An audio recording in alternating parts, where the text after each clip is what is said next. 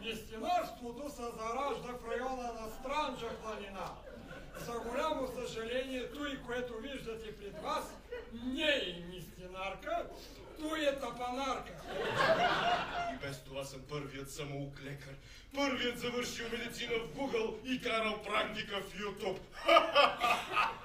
Мементо! Мементо му! Умре ли вече някой да го копам? Ще го повторя, за да не се потрепвам. Нещастието за едни, нещастие за други. Много умно става. Несвойствено за теб. Шега номер 4. Нямам шега номер 4. Стига смешки. Как да си плати, докато е в кома? Ще мислим по въпроса.